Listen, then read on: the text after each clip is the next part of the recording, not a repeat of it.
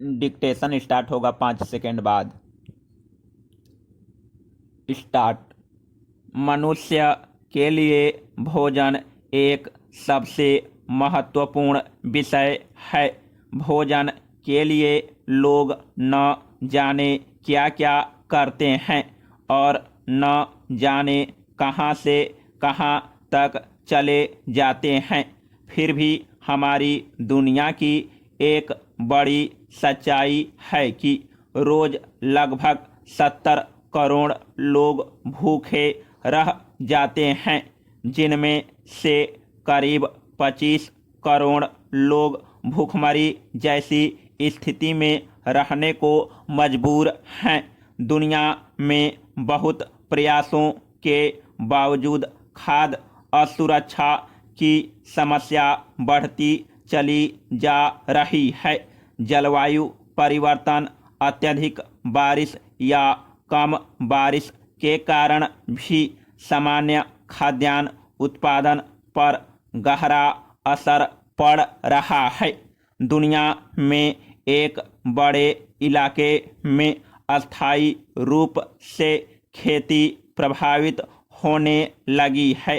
लोग खेती छोड़कर दूसरे व्यवसायों में लगने को मजबूर हो रहे हैं और खेती करने वालों की संख्या घट रही है।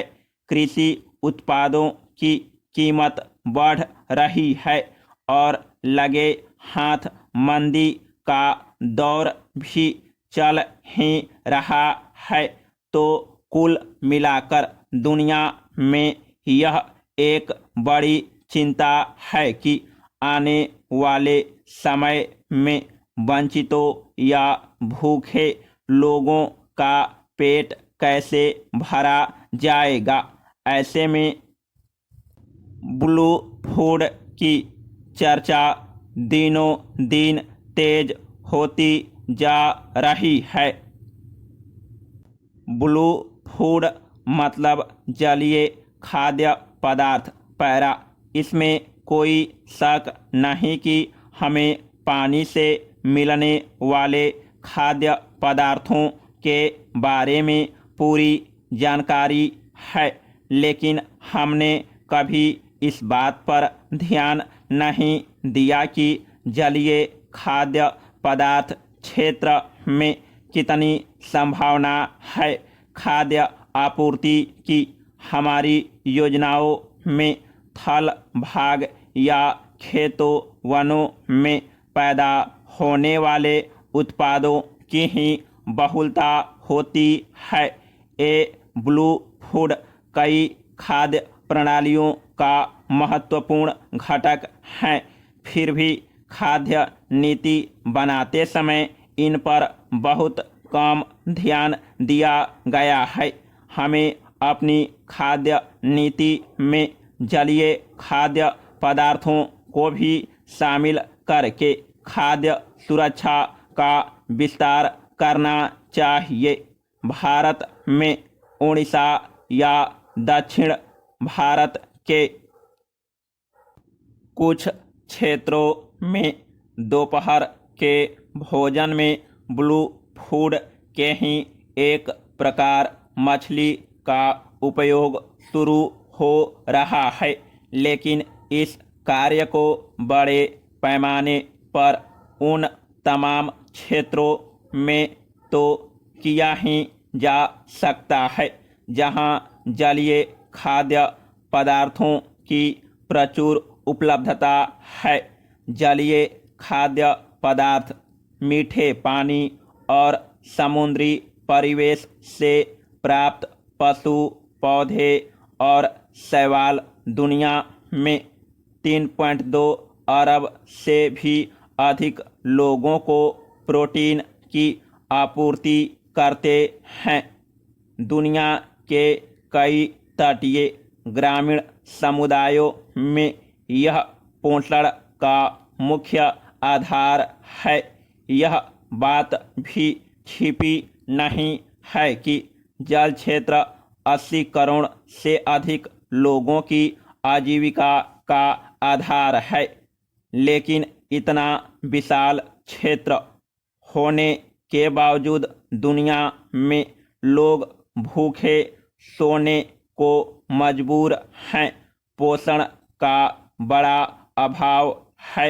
हमें जमीन आधारित खाद्य प्रणालियों की सीमा और उसके खतरों को भी समझना चाहिए। गौर कीजिए, ये खाद्य प्रणालियाँ संपूर्ण ग्रीनहाउस गैस उत्सर्जन में 1/4 के लिए जिम्मेदार हैं।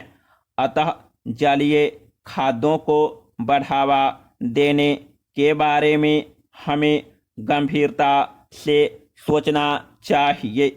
यह पौष्टिक और टिकाऊ आधार है।